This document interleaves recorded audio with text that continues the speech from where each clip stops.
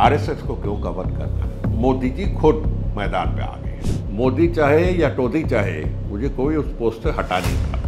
तो ममता बनर्जी ने कहा कि आप मेरे साथ आइए। फिर देखा कि यहाँ ममता बनर्जी के पार्टी के इतने बदनामी है, 70 साल में जितने कर्ज लिए, मोदी अकेला उसका 2.5 गुना ले लिया, 2.5 गुना लोन ले लिया। सही बात यह है कि नोटबंदी उन्होंने क्यों किया, मैं बता रहा हूँ। मैंने फाइनेंशियल एडमिनिस्ट्रेशन में 10 से 12 साल काम किया। मैं जीएसटी चाहता था। इंडोनेशिया ने 7 साल से एक्सपेरिमेंट किया जीएसटी लागू करने से पहले। 70 साल में पर्सनल इनकम टैक्स कभी कॉर्पोरेट इनकम टैक्स से ज़्यादा नहीं। वेल्थ टैक्स जिस देश में लगाया गया, वहाँ से वो लोग भाग जाके और कोई देश में चले जाते, उस पर आप पर सिक्योरिटाइजेशन टैक्स लगा 0.5%। मेरा हिसाब है कि 10 से 15 लाख करोड़ आ जाएगा।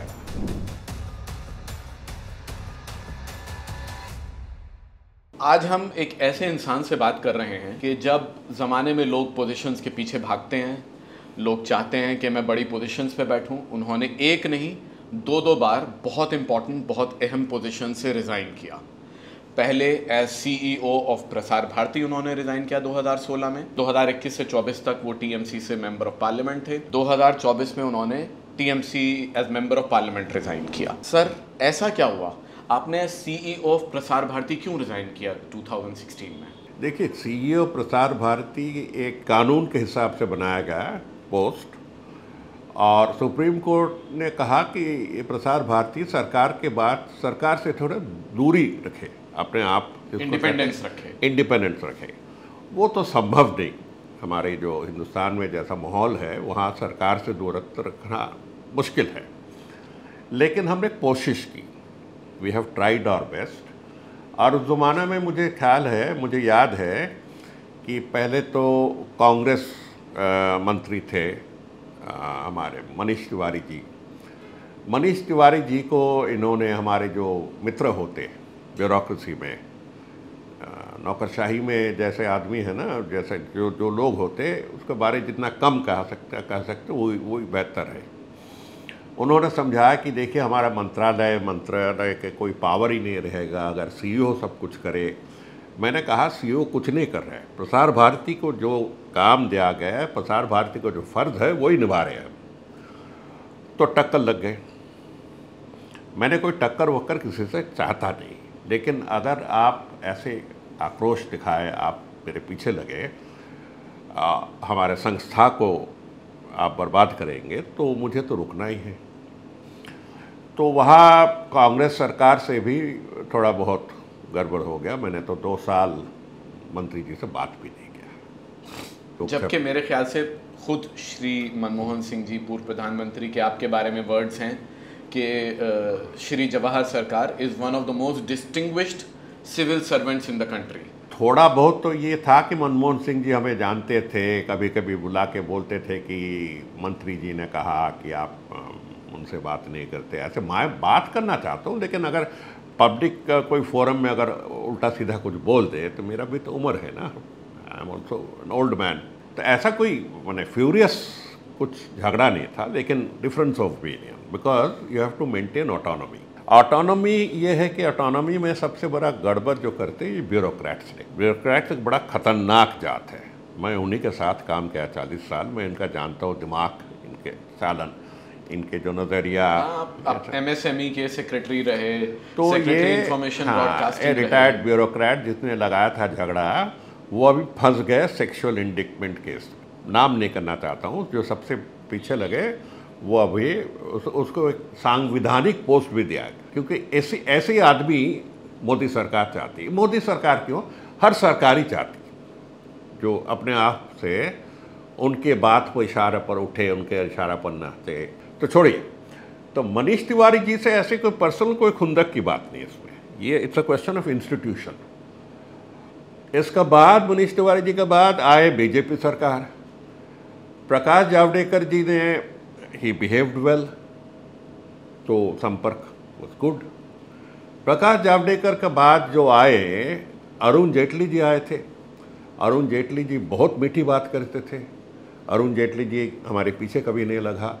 मुझे काम करने दिया, तो ठीक है।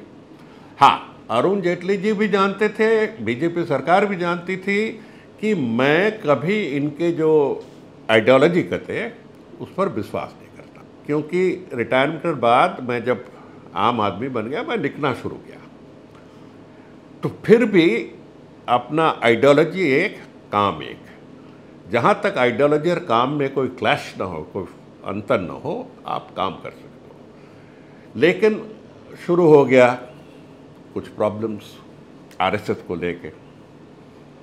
आरएसएस को क्यों कवर करना, तो ये सब सवाल मैंने जब उठाया, तब मोदी जी खुद मैदान पे आ गए। आके मुझे चक्रव्यूह किया, चारों तरफ अपने आदमी, अपने चमचे, और जब हमसे मिलते थे तब भी थोड़ा बहुत काफ़ी टेंशन होता। ऐसा संपर्क रखना बहुत मुश्किल है। जब देखा कि मुझे अंडरकटिंग कर रहा, चार पीछे से काट रहा है, आगे से काट रहा, बदनाम कर रहा, तो मैंने सोचा कि हमारे जो मशीनरी है प्रसार भारती वाले हमें समर्थन करेंगे, लेकिन देखा कि वो सरकार की तरफ झुक रहे, मेरे खिलाफ पब्लिकली बात करना शुरू कर दिया। एक दो कौड़ी का एक रिपोर्टर, वो अभी बड़ा ये बन गया आरएसएस के हिसाब से। दो कौड़ी वो आरएसएस फैमिली का भी है, एजुकेशन भी कम है, वो भी बोलना शुरू कर दिया रिपोर्टर। क्या अशोक वशक, पता नहीं क्या नाम भूल गया, अरुण अशोक ऐसा कुछ होगा, वो भी बोला। तो इस हाल में the head of the organization can not function when such decisions is being directed. मैंने सोचा कि अपना इज्जत वो हटाने का उनका कोई प्रोविज़न नहीं है। मोदी चाहे या टोदी चाहे, मुझे कोई उस पोस्ट से हटा नहीं पा सकते, लेकिन मैंने सोचा अपना इज्जत रखने के लिए, अपने आइडियोलॉजी क्लियर रखने के लिए ये पोस्ट छोड़ दो। आपने कॉम्प्रोमाइज नहीं किया अपने सिद्धांतों से, अपने प्रिंसिपल से, आपने रिजाइन हाँ, कर लेकिन दिया। ये लोग जो है, इनका जो दिमाग है, उनका नीच जो नज़र है, उन्होंने सीबीआई पीछे लगाया, ये लगाया, पता नहीं क्या क्या क्या, ऐसा जैसे अरुण, वरुण, अशोक, ऐसे दो कौड़े वाले रिपोर्टर को मेरे पीछे लगाया, ये सब क्या। जाने दीजिए, निकल के जिस दिन आया उस दिन से मैंने अपने दिल की बात, मन की बात लिखना शुरू कर दिया। तो I got the freedom to speak. उसी फ्रीडम, और जैसा मैंने अटैक किया, जैसा मैंने पोजीशन लिया, उससे ममता बनर्जी ने आगे बढ़ के कहा कि आप मेरे साथ आइए। मैंने पार्टी में कभी ज्वाइन नहीं किया है, मैं कोई पार्टी पॉलिटिक्स में विश्वास ही नहीं करता हूँ, कि मैं जानता हूँ पार्टी पॉलिटिक्स में ऐसा गंदगी है, ऐसा कोई ऐसी सारी चीज़ है जो हमसे नहीं बनेगा। आप 2021 से लेके 24 तक राज्यसभा 2021 से लेके 22 तक मैंने रहा, 22 तक ही मैंने इस्तीफा देने। अच्छा, 22 तक रहे। 22 तक मैंने सोचा इस्तीफा दे दूँ। जब वो पार्थ चैटर्जी को पकड़ा गया, गुलाबी नोट के पहाड़ लेके, आपकी याद है जो एक बार वो मंत्री and girlfriend and all that वो पकड़े गए, जो पैसा लिया था from teachers, okay, teachers camp. CM ने कहा कि ना आप छोड़िए ना, ऐसा होता रहता, आप हर बात पर इतना गुस्सा हो जाए तो कैसा बात नहीं। तो आप अपने काम कीजिए, आप बजट पर अटैक कीजिए, आप एफएम को दिखाइए। मैं इनफैक्ट आपका पार्लियामेंट का रिकॉर्ड देख रहा था, आपकी more than 90% attendance, nearly 256 questions asked, 256 और 211 स्पीचेस। ये मैं कहना चाहता हूँ कि ममता बनर्जी ने इतना मुझ पर फेथ रखी थी कि मुझसे ही बड़े बड़े स्पीच, जो अटैक है, पार्लियामेंट फाइनेंस बिल कहे, address of president of India कहे, मुझ पर देते थे। मैंने अपना फ़र्ज़ निभाया, मैंने जो कहना था फैक्ट फिगर्स लेके मैंने उसको प्रेजेंट करना शुरू किया। फिर देखा कि यहाँ कलकत्ता में, बंगाल में ममता बनर्जी के पार्टी के इतने बदनामी है। देखिए, एक तो प्लस पॉइंट है कि वो सेकुलर है, लेकिन इस सेकुलरिज्म बेच के आप कहाँ तक खाओगे कि हम आपको प्रोटेक्शन देंगे ताकि मोदी यहाँ बंगाल में ना घुस पाए। और सेकुलर ऐसे नहीं है कि सिर्फ मुसलमान को ही सेकुलरिज्म की ज़रूरत है, हिंदुओं में बड़ा फैक्शन है जो सेकुलर रहने चाहते, जो नहीं चाहते कि मंदिर मस्जिद लेके हम पब्लिक लाइफ में इसको खींचा जाए। तो जो हिंदू बड़ा सेकुलर 30-40% है, मुसलमान जो 30-40% है, इन्हीं के वोट से वो जीतते रहे। जीतने के बाद इनके पास जो आदमी है बहुत कम सही आदमी है। आपने एडवाइस नहीं दी कभी ममता दी को कि भाई आप इसको थोड़ा सा चेंज मैं करिए? उम्र में तो थोड़ा बड़ा हूँ, तो प्राइवेटली कभी कभी बात होती तो मैंने कहा कि आप इसको हटाइए ना, ये चोर है, आप उसको हटाइए। क्यों भाई, आनो तो डाकू है, ये ब्यूरोक्रेट तो बड़ा अच्छा है, अच्छा तो आपके लिए अच्छा है लेकिन हमारे लिए डाकू है। तो देखा कि बोलने के बावजूद भी उन्होंने इन्हीं को रखा, तो मुझे पता चल गया कि उनका जो प्रायोरिटी है कि जैसे भी हो अपना ज़माना, अपना हुक्म रखना। तो बाद में तो सोचा कि हाँ, उन्होंने पॉलिटिकल करियर शुरू किया as TMC by alliance with BJP. इनके तो कोई भरोसा नहीं, कल अगर मोदी चाहे तो मोदी का साथ भी जा सकते हैं अपने रिजीम रखने के लिए। आपको लगता है ऐसा? अभी भी लगता है। इनके एम्बिशन जो है, क्या कहूँ, इनके पोजीशन से बहुत आगे है। बंगाल से तो अब चाहे 35 से ज़्यादा सीट नहीं मिलेंगे, जितने भी कोशिश कीजिए 35 से ज़्यादा कभी किसी ने मिलेंगे, या 30, 32, 35। तो 32-35 सीट लेके भारत के प्रधानमंत्री होना बड़ा मुश्किल है, लेकिन वो ख्वाब नहीं छोड़ते। ममता दी का ख्वाब है? हाँ, ख्वाब क्या, वो तो पब्लिकली कहती, उनके जो साथ है वो तो पब्लिकली कहते कि 30-32 सीट लेकर हम, अगर चंद्रशेखर बन पाए, अगर चरण सिंह बन पाए तो हम क्यों नहीं बनेंगे। पर ख्वाब लेना कोई गलत चीज़ नहीं है, ख्वाब में कोई गलत नहीं, लेकिन गलत तभी आता जब इंडिया फ्रंट के साथ काम करने में प्रॉब्लम।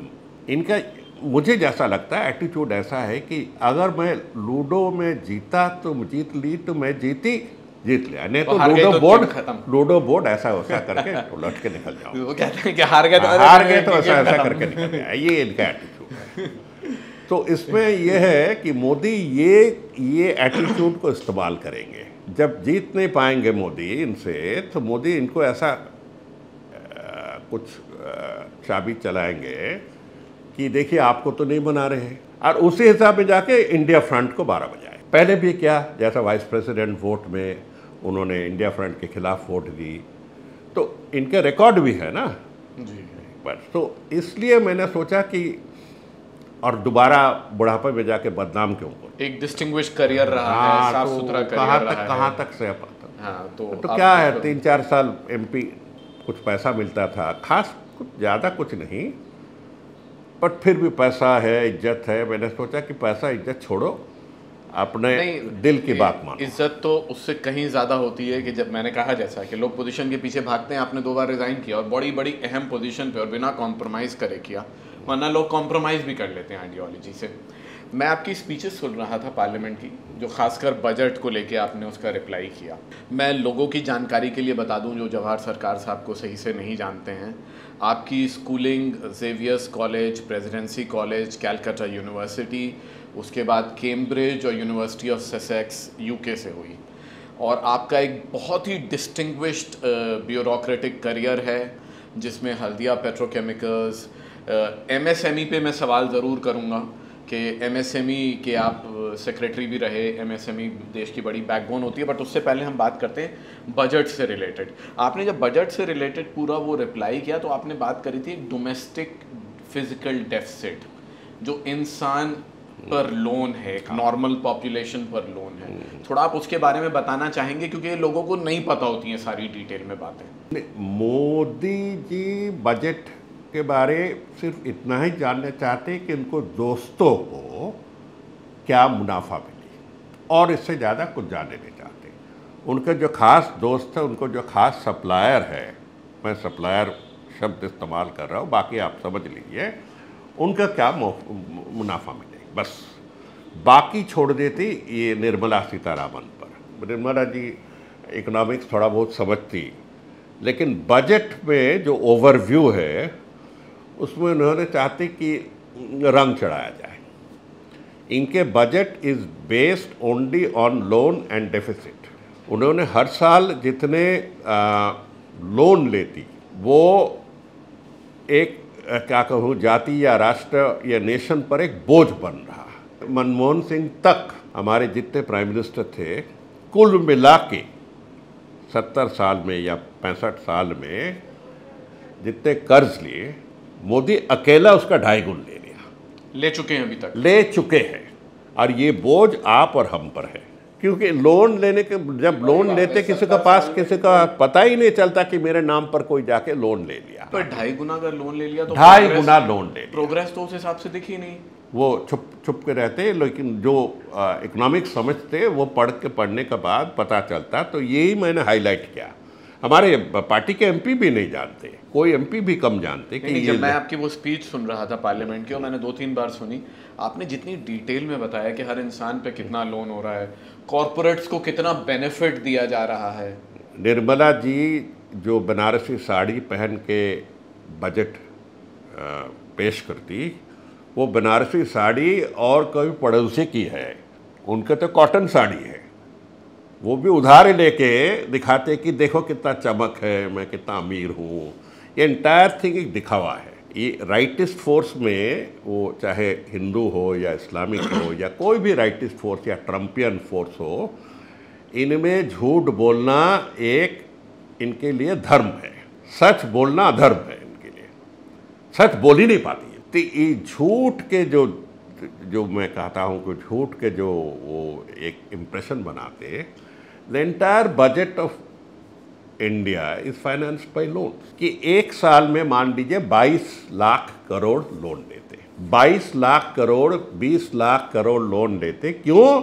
इसमें से 15 लाख करोड़ लोन है कि पिछले जो लोन दिया उसके लिए शुद्ध और असल वापस देंगे। एक ऐसा चक्कर, ये तो एक पूरा वेब हो गया है। फिर पूरा वेब हो गया। मैं आपसे जानना चाह रहा था, भारत जैसे देश में एमएसएमई जो होते हैं वो एक तो रोजगार का बहुत बड़ा एक योगदान करते हैं, और भारत जैसे देश की रीढ़ है, क्योंकि देश बहुत बड़ा है, और अगर एमएसएमई स्ट्रांग नहीं होंगे तो उतना रोजगार नहीं होगा, उतना लोगों के लिए इनकम जनरेशन नहीं होगा। वो बहुत बड़ी एक मजबूत रीढ़ होती है। आप उसके सेक्रेटरी भी रहे, आप उसके बारे में कुछ बताना चाहेंगे कि कैसे एमएसएमई का आप पहले क्या रोल देखते थे और आज क्या सिचुएशन है? एमएसएमई ऐसा है कि एमएसएमई को पहले एसएसआई कहते थे, स्मॉल स्केल इंडस्ट्री के नाम से जाते थे। ये पुराना सोशलिस्ट ज़माना का एक कैसे जो कहते हैं हैंगओवर है। हैंगओवर शब्द मैंने इसलिए इस्तेमाल किया कि एसएसआई देखा जाते थे कि एसएसआई छोटे छोटे यूनिट पर कुछ काम करते, क्वालिटी स्टैंडर्ड कंपटीशन इसके बारे सोचते कम। बीच में आ जाते दलाल। ये दलाल लोग इनसे खरीद के सरकार को बेचते थे एसएसआई के नाम पर, और एसएसआई पर 20% concession, 20% rebate, special permission, special purchase policy थे, ये सब ये लोग लेते थे। मनमोहन सिंह जी 2004-05 में 5 से सोचा कि एसएसआई ये चक्कर हटाना है, एसएमई सेक्टर को यहाँ लागू किया जाए। लेकिन हिंदुस्तान में एस जितने हैं, एस में से बहुत ही छोटे, जिसको माइक्रो कहते हैं, वो ज़्यादा है।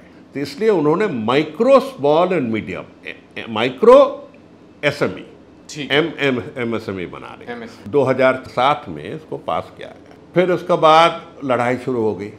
जो बेनिफिशियरी होता ना, कोई ज़माना में जो पैसा बनाते कोई ज़माना में, वो तो छोड़ते नहीं, वहाँ यहाँ वहाँ जाके बदनामी करते। जितने भी बड़े इंडस्ट्री बात करिए, टाई सूट वाले, सूट बूट वाले, जितने भी बात करें, 85% of the employment in the industrial and services sector, मैं फिर से रिपीट करता हूँ, 80 to 85% of the employment in industry and service sector is produced by MSME. ये एक आदमी, 2 आदमी यूनिट जो लेथ मशीन चलाते, जो कटिंग मशीन चलाते, यही आपको 85% एम्प्लॉयमेंट देते जी। और बड़े सूट बूट वाले जो वेनिस और ग्रीस घूमते रहते और प्राइम मिनिस्टर के पास जाके ये वो कहते, जो सस्ते में जाके एयरपोर्ट खरीद लेते और प्राइम मिनिस्टर के कंधे पर चढ़ के जाके कोयला ले लेते और पोर्ट बना लेते, इनके कंट्रीब्यूशन कुछ खास है ही नहीं। जिसके बारे में मैंने बात किया उसको इनकम टैक्स लिस्ट में देखिए। भारत में जितने टॉप 15 इनकम टैक्स लिस्ट देखिए, अंबानी का नाम मिलेंगे 2 नंबर, ये 3 नंबर, टाटा के नाम मिलेंगे। ये दोस्त, ये कॉलोनी का नाम कहीं नहीं है। इससे क्या प्रमाण होता है कि ना इनके पास इनकम है, ना उनका टैक्स देते, इधर और। तो छोड़िए, तो एमएसएमई में जो है फ़ायदा कि एमएसएमई एम्प्लॉयमेंट प्रोवाइड करते हैं, और ये एमएसएमई को इन्हें टारगेट किया नरेंद्र मोदी अपने वो क्या नाम नोटबंदी करके। पता नहीं किसने सिखाया ये नोटबंदी वाले, उस एक आधे दाढ़ी नारियल दाढ़ी हम कहते हैं, नारियल जैसा दाढ़ी थे ना, एक नारियल दाढ़ी वाले गुजरात से काडर से एक अफसर आए थे, नाम भी भूल गया मैंने, खास था, उन्होंने ही शायद बताया कि आपने नोटबंदी कर लीजिए। सही बात यह है कि नोटबंदी उन्होंने क्यों किया, मैं बता रहा हूँ। हर पॉलिटिकल पार्टी को रकम चाहिए, और हर पॉलिटिकल पार्टी के पास जो रकम है, जो नोट है, और नोट के हिसाब से आते हैं। सिर्फ एक ही पार्टी ऐसा एक चक्र बना लिया कि वो नोट के हिसाब से नहीं आएंगे, वो नोट चले जाएंगे किसी के कंधे पर चढ़ के मॉरिशस, हांगकांग, दुबई, फिर वहीं से इन्वेस्टमेंट के हिसाब से आएंगे। ऐसा एक बना लिया चक्र, जो हिंडनबर्ग ने भी अपनी उसमें, जो हिंडनबर्ग भी कहा। एक बार उनके जब पाइपलाइन बन गए तो कचड़े नाले की क्या ज़रूरत है, वो अपने स्टील पाइप वाले नेटवर्क बना लिया, जो आप टैप करके भी कुछ नहीं मिलेगा, स्टील पाइप बना लिया। कभी कभी पकड़ा जाता, लेकिन वो स्टील पाइप बना लिया। एक बार उनका जब स्टील पाइप बन गया तो उन्होंने सोचा बाकी का जो कचरा नाला है इसका सब मैं ख़त्म कर दूंगा। यूपी इलेक्शन से पहले उन्होंने नोटबंदी चालू किया, ताकि यूपी में सोशलिस्ट पार्टी या मायावती पार्टी, जिसके पास जितना पैसा है, कोई पास पैसा इस्तेमाल नहीं कर पाए। लेकिन हिंदुस्तान तो हिंदुस्तान है, वो नादिर शाह भी जानते थे, जो आए थे वो सब जानते थे, हिंदुस्तान हिंदुस्तान है। तो उन्होंने 17.5 लाख करोड़ नोट बर्बाद की, और 18 लाख करोड़ नोट वापस आया। तो किससे खेलेंगे? ये है, इसका नाम है हिंदुस्तान, मेरे देश महान, बाकी सब बेईमान। तो वही है। जीएसटी का भी पीछे रेट कट्स किए गए, जीएसटी महोत्सव भी बनाया गया। जीएसटी का बहुत बड़ा इम्पैक्ट रहा है एमएसएमईज पर, खत्म कर दिया, इम्पैक्ट नहीं, उसका सर्वनाश कर दिया। जो कहना था नोटबंदी और जीएसटी मिलके एमएसएमई सेक्टर को बर्बाद कर दिया। मैंने जितना बार सवाल उठाया, सरकार कुछ जवाब ही नहीं देना चाहती। मैंने 10, 15, 20 सवाल उठाया कि जीएसटी पर इम्पैक्ट क्या हुआ, नोटबंदी पर इम्पैक्ट क्या हुआ, लेकिन बाकी जो इकोनॉमिक रिपोर्ट है उससे पता चलता है। देखिए, जीएसटी के खिलाफ मैं नहीं हूँ, मैं सेल टैक्स कमिश्नर था उस ज़माने में। हम वैल्यू एडिशन वीएटी के बारे बात आगे बढ़ाई।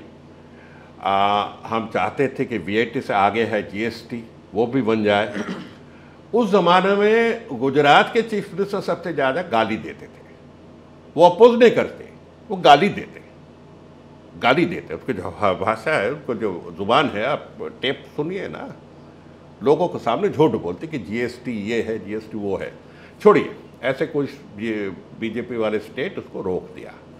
फिर उनको दिमाग में आया कि नेहरू जी तो रात को 12 बजे ट्रिस्ट विद डेस्टिनी स्पीच बनाए, तो मैं भी रात को 12 बजे एक वो था जिसको कहते पॉलिटिकल फ्रीडम, मैंने भी इकोनॉमिक फ्रीडम बना हुआ। इनके चारों तरफ ये प्राइवेट सेक्टर, ये सब कंपनी है ना, और ये जैसा क्या कहूँ, ये एड एजेंसीज, ये पीयूष पांडे जी बड़े अच्छे दोस्त थे, वो कहते थे ना अब की बार, कुछ दिन पहले हाँ, अब की बार मोदी सरकार, ये सब जो है, ये अब की बार मोदी सरकार पता नहीं कितने 100 करोड़ या कुछ लिया इसके लिए, पता नहीं मुझे। लोग कहते बड़े बड़े रकम पे बड़े बड़े ये बनाते थे, ये लोग पता नहीं कोई ना कोई इसको थोड़ा लिफ्ट दिया कि नेहरू जी ने पॉलिटिकल फ्रीडम, रात को 12 बजे ट्रिस्ट विद डेस्टिनी स्पीच किया। आप तो नेहरू से 3 गुना आगे हैं। तो उन्होंने रात को 12 बजे जब एमपी लोग सोते थे, आधे लोग देखेंगे उस पिक्चर, अगर आप रील देखें पता चलेगा कि आधे एमपी तो सोए थे रात को 12 बजे। तो उन्होंने ग्रिस्ट विद डेस्टिनी स्पीच दे दिया कि मैंने जीएसटी लागू किया। अब देखिए, मैंने फाइनेंशियल एडमिनिस्ट्रेशन में 10 से 12 साल काम किया। मैं जीएसटी चाहता हूँ, लेकिन जीएसटी गाड़ी तैयार नहीं थी, बॉनेट, चैसिस, ये सब रेडी है, लेकिन it was not fully ready. GST लगाना था और 3 साल बाद, 2.5-3 साल बाद उसको थोड़े थोड़े करके एक्सपेरिमेंट देना पड़ता है। You have to do an experiment.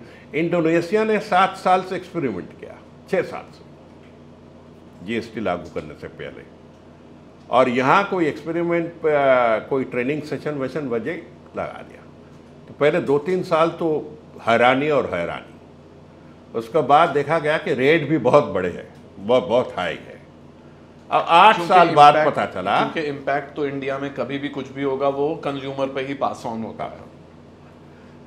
इनका जो स्ट्रेटजी है कि छोटे जो धंधे हैं बंद हो जाए, छोटे जो टैक्स पेयर है ज़्यादा खींच लिया जाए। 70 साल में पर्सनल इनकम टैक्स कभी कॉरपोरेट इनकम टैक्स से ज़्यादा नहीं। कॉरपोरेट सेक्टर 55% देते हैं टैक्स, क्योंकि बड़े सेक्टर है। 45% पब्लिक पर्सनल इनकम टैक्स होता था। आज फिर उल्टा हो गया। पर्सनल इनकम टैक्स उन्होंने 55 से लेकर 60% लेते हैं आम आदमी से, सैलरीड क्लास से, और कॉरपोरेट को उन्होंने छुटवा दे दिया। ये बड़ी बात है कि एक इतने बड़े देश में, और ख़ासकर जहाँ इनकम डिस्पैरिटी बढ़ती जा रही है, एक इनइक्वालिटी बढ़ती जा रही है, वहाँ पर्सनल इनकम टैक्स का रेट जो है वो कॉर्पोरेट इनकम टैक्स से ज़्यादा हो चुका है। रेट नहीं, जो payment income 55%। Let me correct that, जो पर्सनल इनकम टैक्स की मतलब एक समझिए जमा रकम है वो कॉर्पोरेट इनकम टैक्स से बढ़ चुकी है बट इस टाइम। तो इसके जो नतीजा ये है कि ऊपर 10% जो है इनके इनकम बढ़ते बढ़ते बढ़ते बढ़ते आकाश तक पहुंच गए, ऊपर फर्स्ट 10%, क्योंकि एक कॉर्पोरेट टैक्स कम है, बी इनके जो कंजम्पशन भी कम है, आम आदमी खरीदते ज़्यादा। हर जो चीज़ बाजार से खरीदना, तो आम आदमी पर अगर आप जीएसटी लागू करें तो आम आदमी जीएसटी के हिसाब से सरकार को पैसा ज़्यादा देते। ये टू प्राउंड है। कम कर दिया, जो टैक्स देते वो भी ज़्यादा देते, और जो टैक्स नहीं दे पाते, टैक्स रेंज का बाहर है, वो जीएसटी के हिसाब से सरकार को देती है। नहीं तो वो कह रहे हैं कि हमने टैक्स कम कर दिया, महोत्सव बनाइए। अरे वो तो 10% के लिए, जो बाकी 90% टैक्स के बाहर है, टैक्स रेंज के बाहर है 85-90, उसको तो छू नहीं पाया। आपके अकॉर्डिंग अगर इस जीएसटी सिस्टम को करेक्ट किया जाता या इकोनॉमी में किस तरीके के चेंज की ज़रूरत है, अगर हम 2 लाइन में जानना चाहें या 3 लाइन में कि भाई इस तरीके से इसको इम्प्रूव किया जाए, इकोनॉमी को इन चीज़ों पे मैं फोकस किया जाए। बता रहा हूँ, इनकम टैक्स रेट आप बढ़ाएंगे तो ऐसे ही तो अमीरों में एक बड़े सेक्शन बाहर चले जाते हर साल, दुबई में जाते, यहाँ जाके अब चले गए, वो टैक्स नहीं देंगे।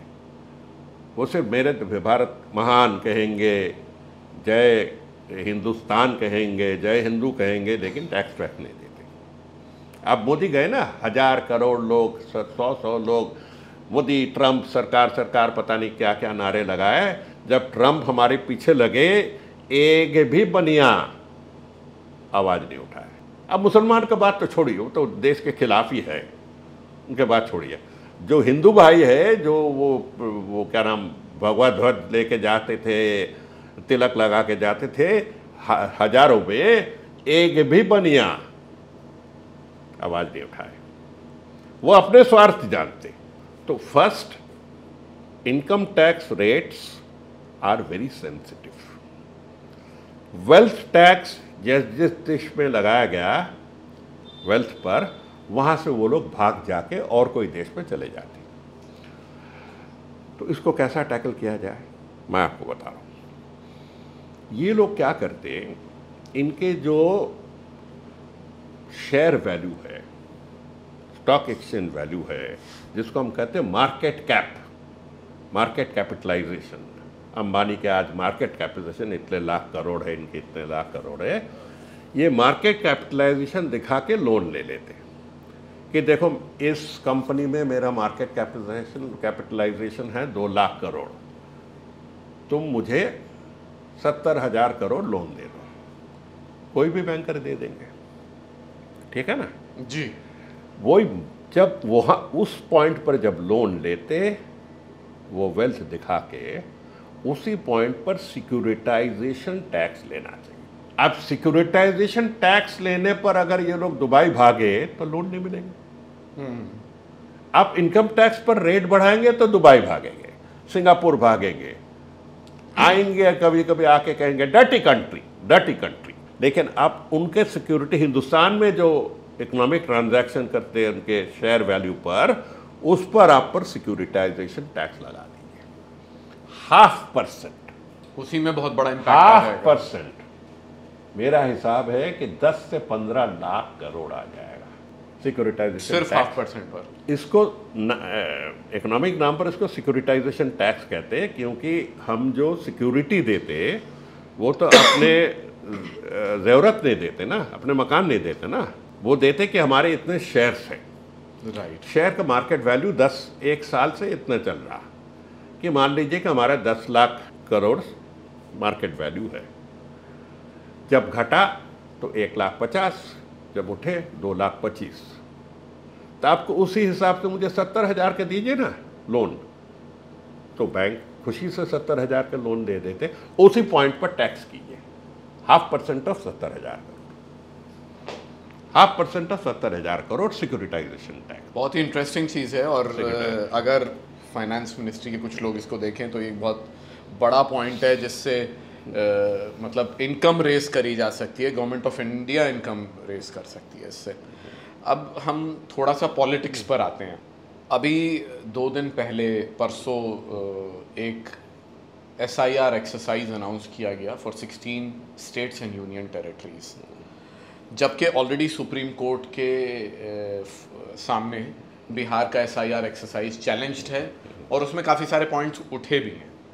तो अभी इसकी इतनी जल्दी क्या है एक्सरसाइज की? 5 स्टेट जो इलेक्शन पे जा रहे हैं उसमें जो कानून के हिसाब से 3 किस्म के रोल रिविजन होते हैं। मैंने कानून पर काम किया है, चीफ इलेक्टोरल ऑफिसर। मैंने 2 पार्लियामेंट इलेक्शन भी किया। अच्छा। 1990 हम फिर एक एक्सपर्ट से बात कर रहे हैं जिनको इसकी एक पूरी नॉलेज है। मैंने क्या, तो इसके बारे आज भी कुछ बात होगी। नाउ इसमें कानून में क्या कहते हैं, 3 किस्म का होता है। इंटेंसिव में हर घर में जाके पूछेंगे, ठीक है, घर घर में जाके सेंसस जैसे लेते पूछेंगे, चेक करेंगे, मोहल्ला वाले से पूछेंगे यहाँ के रहते हैं, मोहल्ला में जाके पूछेंगे। ये है इंटेंसिव। एक है समरी। ये समरी हम करते रहते हैं। समरी ऐसा है कि आप दरखास्त कीजिए, हम उसी दरखास्त को चेक करेंगे, चेक करके बढ़ाएंगे, ये करेंगे। और एक है मिक्सचर, दोनों का। ये स्पेशल इंटेंसिव रोल कानून में कहीं शब्द इस्तेमाल नहीं किया, ये कानून के बाहर है। ये दिमाग से किसी ने निकाला, या तो अमित शाह ने तो इनके साथ जो काम किया गणेश कुमार। दोनों में रिश्ता बहुत गहरा है। ये दोस्ती हम नहीं छोड़ेंगे।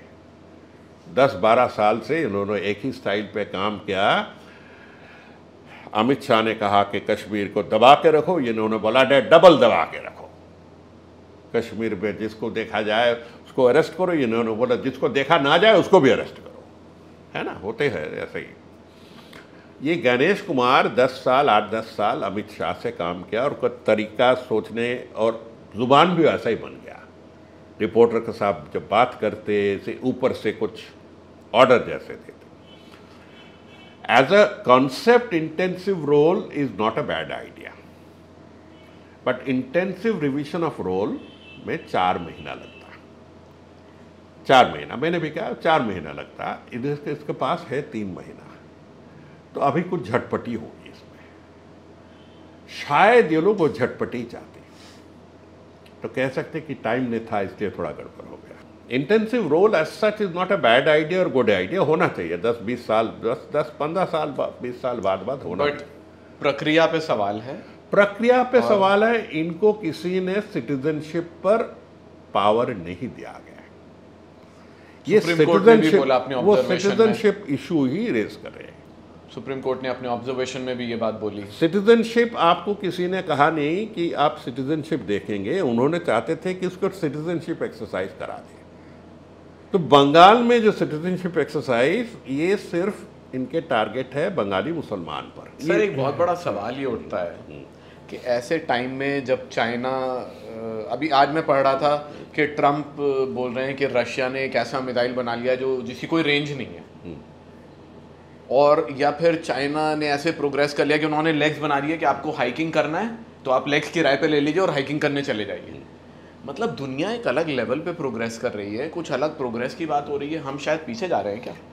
इनके मतलब है कि अगर इनके ज़माना इनके इनके इनके सरकार को, इनके पार्टी को पावर में रहना है, बाकी जैसे पार्टी, बाकी जैसे शासन, बाकी जैसे रिजीम उनके देश को 22nd सेंचुरी के बारे में बात करे, ये 18 सेंचुरी के बारे में बात करे। हर सेंचुरी, हर 10 साल एक एक शताब्दी पीछे जा रहे हैं।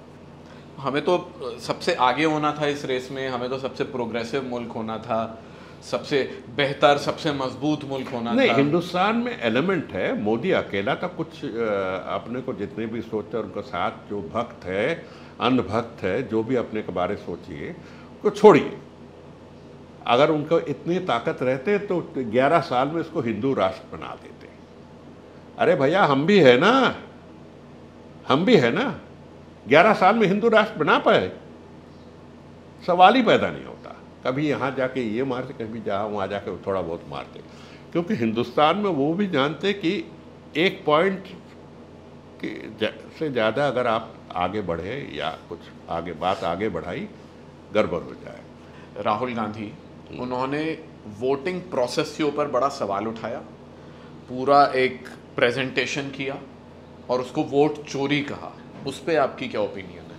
जी, खास तरफ से उन्होंने जो कह रहे हैं वो सही है, क्योंकि उन्होंने जो एग्जाम्पल दिखाया, अलंध कॉन्स्टिट्यूंसी एक कॉन्स्टिट्यूंसी, साउथ बेंगलोर कॉन्स्टिट्यूंसी, जहाँ जहाँ चुन चुन के दिखाया, चुन चुन के जहाँ सैंपल टेस्ट किया, वहाँ दिखाया गया कि बहुत सारे गलत है। अभी बिहार में जो इलेक्टोरल रोल जिसको कहते हैं शुद्धिकरण, ये जो टर्म यूज़ किया, वो भी जैसा ऑपरेशन सिंदूर, शुद्धिकरण, इनसे आपको दिमाग को पता चलता है। अगर हम कहे ऑपरेशन फतह, तो ये शब्द इस्तेमाल नहीं करना चाहिए जिसका कोई रिलीजियस कॉनोटेशन है। जो भी हो, इन्होंने कहा कि इनके शुद्ध है रोल। तो एक एक दिन बैठ के बच्चे लोग कंप्यूटर में बैठ के दिखाते कि अंकल, इस कॉन्स्टिट्यूंसी में 3000 3,500 वोटर है जो डुप्लीकेट है, ये आपको शुद्ध वोट है। ये जबरदस्ती चाहते कि अपने जो एजेंडा है, जिस स्टेट में बीजेपी नहीं है, केरल, तमिलनाडु, बंगाल, वहाँ अपने इस इलेक्शन कमीशन के ताकत दिखा के रोल प्यूरिफिकेशन के नाम पर जितने संभव नाम काट दें। लेकिन इनको सोचना चाहिए कि बिहार नहीं है, और लोग यहाँ बहुत कॉन्शियस है, सचेतन है, बहुत कॉन्शियस है। एक बार नाम काटो तो पीट के दिखाएंगे, तो नाम काटना वाटना इतना आसान नहीं है। हाँ, अगर वो घुसपैठिया है भी कुछ, क्योंकि बॉर्डर स्टेट है, वहाँ होते रहते हैं, लेकिन कौन घुसपैठिया है, कौन रेफ्यूजी है, उसमें फ़र्क करना बड़ा मुश्किल है। बंगाल का प्रॉब्लम समझना बड़ा मुश्किल है। आप यूपी को काटिए ना, बीच से काट के कहिए कि ये जो है क्या नाम, बनारस, इलाहाबाद अलग नेशन है, यूपी, लखनऊ, अवध रीजन अलग नेशन है। स्टेट है, अलग स्टेट है, नेशन है, स्टेट नहीं, नेशन है। और लोग कहेंगे मेरी बेटी के शादी हुआ इलाहाबाद। लेकिन असल बात यह है कि अमेरिका, स्टैटिस्टिक्स आप देखिए, अमेरिका में जितने इलीगल इमिग्रेंट है, आधे से आधे गुजरात के घुसपैठिया है, स्टैटिस्टिकली प्रमाण। तो घुसपैठिया क्या होते, कैसे जाते, कैसे पैसा बनाते, यही मोदी शाह जानते हैं। बहुत बहुत शुक्रिया सर। ठीक है।